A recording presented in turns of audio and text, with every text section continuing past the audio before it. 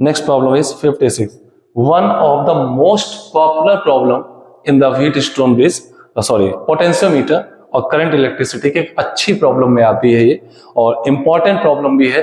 तो मेरी सलाह है कि इस प्रॉब्लम को सॉल्व करने के पूरे तरीके आप समझें कैसे क्या होता है, और अपने आप में पोटेंशियोमीटर के एक अच्छे कॉन्सेप्ट को समझाती है ये problem.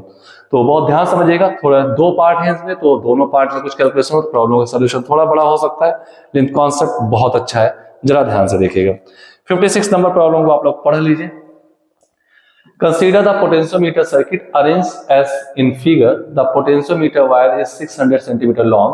At what distance from the point A should the jockey touch the wire to get zero deflection in the galvanometer?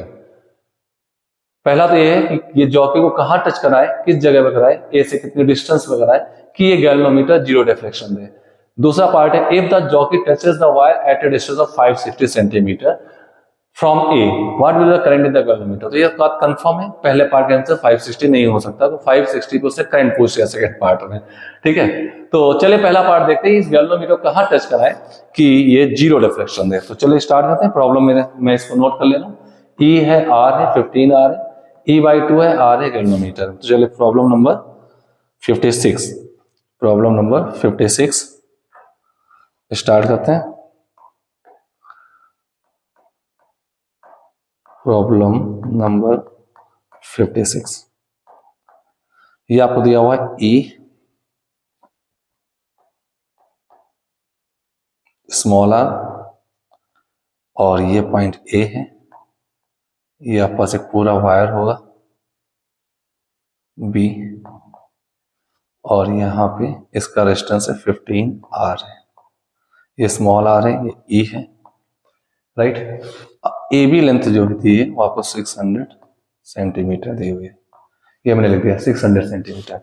यहाँ पर एक दूसरा वायर लिया जाता है, एक बैटरी ली जाती है, इसका EMF E/2 है, रेजिस्टेंस इसका इंटरनल स्मॉल आर है, यहाँ गैल्वेनोमीटर लगाया है, और ये कह रहा है कहाँ पे टच कराएं, नल पॉइंट। तो सपोज हमने मान लिया इसको सी पॉइंट पे कहीं टच करा देते हैं, यहां से कितने डिस्टेंस पर होगा, ये डिस्टेंस L हमें निकालनी है, ठीक है, ये L डिस्टेंस निकालनी है, ये पार्ट ए की पहला पार्ट है। अब देखें, क्योंकि गैल्वेनोमीटर जीरो डिफ्लेक्शन दे रहा है, यानी कि इस पार्ट से कोई करंट नहीं जानी है, तो सबसे पहले हमें क्या करना होगा, जरा ध्यान देखिएगा। तो यहाँ पे टेक्निकल पॉइंट ये होता है, अभी आप नीचे वाले पार्ट को भूल जाए तो देखें, ऊपर से गैल्वेनोमीटर में करंट आएगी, जो पोटेंशियल गैल्वेनोमीटर कह रहा हूं, इस वायर में करंट आएगी, तो नीचे वाले पार्ट को मैंने टच नहीं कराया, तो ये कितनी करंट भेज रहा होगा, तो वो चेक कर लेते हैं।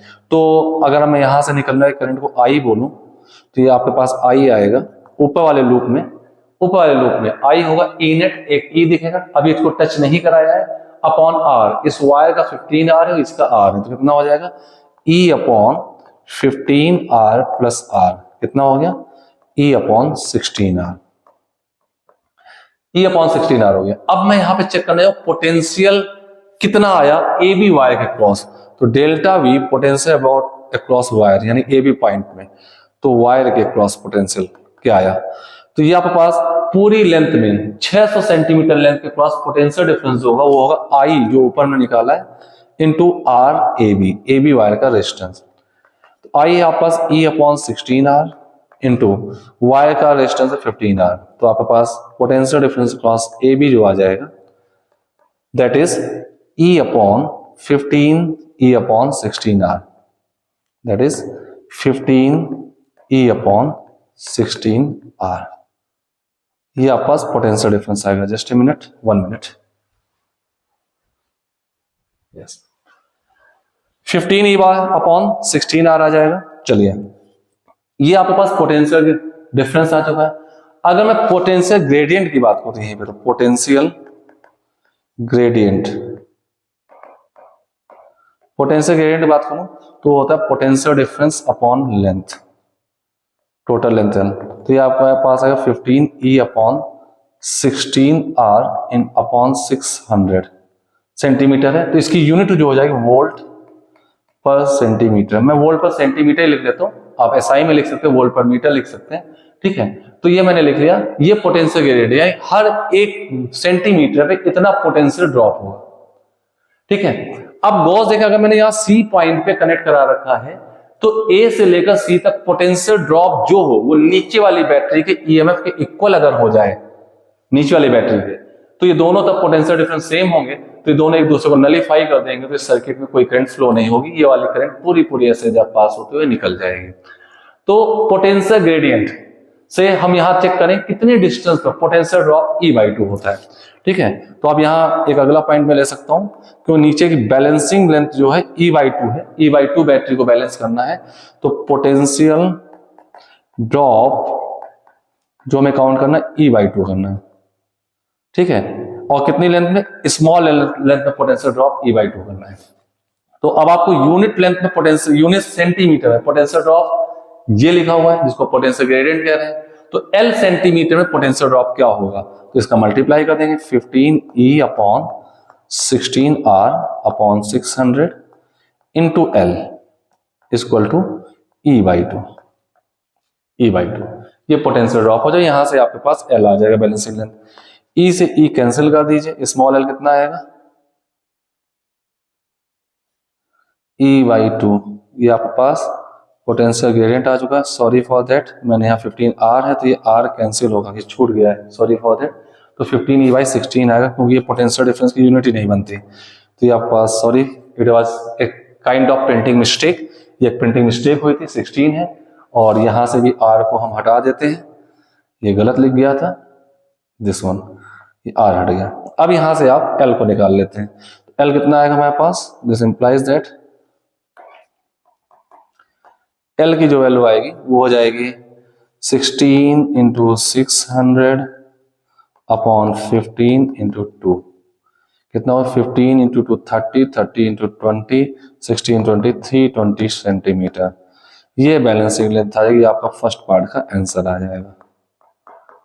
ठीक है, यानी कि यहां से 600 सेंटीमीटर लेंथ थी, 320 सेंटीमीटर पर आप करेंगे तो आपकी बैलेंसिंग लेंथ मिल जाएगी। और एक one of most popular problem में से है, ये इसका पहला पार्ट है। चलिए दूसरा पार्ट क्या कह रहा है, दूसरा पार्ट अगर अभी आपने पढ़ा, मैं अभी आपको दिखाऊंगा, कह रहा है यहां से ये 320 320 जो आया है ये तो बैलेंसिंग लेंथ होगी, यानी गैल्वेनोमीटर जीरो डिफ्लेक्शन दे रहा है। अब कह रहा है यहां से 540 पे मैं कनेक्ट कराता हूं, 540 पे कनेक्ट कराऊंगा तो बताओ गैल्वेनोमीटर में क्या करंट होगी। तो बहुत अच्छा प्रॉब्लम है, चलिए हम वो भी देख लेते हैं 540 पे कनेक्ट करा के। तो इसका सेकंड पार्ट चेक कर लेते हैं, फिर से डायग्राम बनाते हैं। This one is E, this is R and this is resistor AB wire having length 600 centimeter, AB 600 centimeter and resistance of AB is 15 times of small r, 15 small r, और यहाँ पे एक E/2 की battery लगी हुई है, small r register है और ये गैल्वेनोमीटर है, और ये यहाँ पे इसको टच करा है, ये एक नया कनेक्शन पॉइंट है C डैश, ये नया कनेक्टिंग पॉइंट है। एंड AC डैश डिस्टेंस जो है वो आपको क्वेश्चन में 540 सेंटीमीटर गिवन है। चलिए एक बार क्वेश्चन को रिव्यू ले लेते हैं, पढ़ लेते हैं। 540 गिवन है, सॉरी फॉर दैट गलत लिख गया था, 560 सेंटीमीटर पर है, इसे मुझे ध्यान है, मैं इसको चेक कर लूँ, 560 सेंटीमीटर पर है। ठीक है, तो चलिए 560 सेंटीमीटर कर लेते हैं, 560 सेंटीमीटर। ठीक है, तो आप गॉस देखेंगे RAC जो आएगा, AC डैश, यहां से यहां तक का जो रेजिस्टेंस आएगा, ये रेजिस्टेंस आपके पास 14R आ जाएगा, 14R आ जाएगा। 600 सेंटीमीटर रेजिस्टेंस जो है 15R है, तो 560 कितना होगा तुम निकाल सकते हैं। 600 सेंटीमीटर का 15R है, 15R बाई 600 इंटू 540। ठीक है, तो ये आपके पास हो जाएगा 560 है, सॉरी फॉर दैट, 560 40 हो गया, और ये 14R आपके पास रेजिस्टेंस आ जाएगा। कितने पार्ट का रेजिस्टेंस, 14R है। ठीक है, तो इस डायग्राम को हम लोग ऐसे भी चेक कर सकते हैं, जरा ध्यान देखिएगा, ये डायग्राम आपके पास बन गया, या ऐसे बना रहे थे, इसका रेजिस्टेंस मैं लिख देता हूं, टोटल में से ये 14R हो गया और ये स्मॉल r हो गया। ठीक है, अब हमें इस ब्रांच में कितनी करंट जा रही है हमें ये निकालना है। तो चलिए हम ऐसा मान लेते हैं, यहां से I1 करंट गई है और यहां से इस बैटरी से I2 करंट निकली है। ये दोनों यहां पे मिल जाएंगे तो यहां पे होगी I1 प्लस I2। इससे I2 करंट निकालेंगे, हमें I2 ही निकालना है, I2 निकालना है, और इससे I1 निकालेंगे। ये दोनों यहां मिलकर गए तो ये 14R रेजिस्टेंस तक I1 प्लस I2 रहेगा। इसके बाद ये I2 नीचे टर्न हो गया और ये I1 जा रहा है, इस स्मॉल r पे I1 रहेगा और ये I1 अपना सर्किट पूरा करने इधर, इस स्मॉल r में भी I1 रहेगा, ये I1 अपना सर्किट पूरा करने इधर, I2 अपना सर्किट पूरा करने इधर। तो ये गैल्वेनोमीटर के थ्रू I2 करंट पास होगा, हमें ये निकालना है। तो सिंपल सी बात है, दो वेरिएबल है और हमें दो लूप में इक्वेशन लगा देनी है। तो चलिए लूप नंबर 1 और 2 सिलेक्ट कर लेते हैं, इक्वेशन लिखते हैं 1 और 2। लूप नंबर 1 और 2 हमने सिलेक्ट कर लिया है। तो लूप 1 पे हम यहां से चलना शुरू करते हैं, इस पॉइंट से चलेंगे, ऐसे घूमते हुए इस पॉइंट पर आ जाएंगे। तो चलिए यहां से नीचे चलते हैं, तो ए से चले, ए से आगे चले, करंट की सेम डायरेक्शन जा रहे हैं, पोटेंशियल ड्रॉप होगा, ड्रॉप हुआ लूप 1 पे, ड्रॉप हुआ है तो ड्रॉप होगा माइनस का I मतलब I1 plus I2 into R, R मतलब 15, सॉरी यहां से यहां तक I1 प्लस I2 14R है, 14R है। अब इसके बाद इसके अगले पार्ट में जो R बचा है उसमें I1 है, तो I2 नीचे उतर चुकी है, तो I1 होगा, सेम डायरेक्शन जा रहे हैं, अभी भी ड्रॉप होगा, तो माइनस का I1 इंटू R होगा ये। अब यहां से ऊपर गए, फिर एक आ रहा है, इसमें भी I1 है, सेम डायरेक्शन, तो माइनस का I1 इंटू R होगा और ये प्लस का E होगा, इक्वल टू 0। ये एक इक्वेशन आ जाएगी। अब बात करते हैं लूप नंबर 2 पे। लूप नंबर 2 पे ए से चलेंगे, ऐसे चल रहे और ऐसे लौट कर आएंगे, ए से नीचे उतरे कुछ नहीं, ऐसे आगे गए तो हायर से लोअर गए, लूप 2 में डाल देता हूं।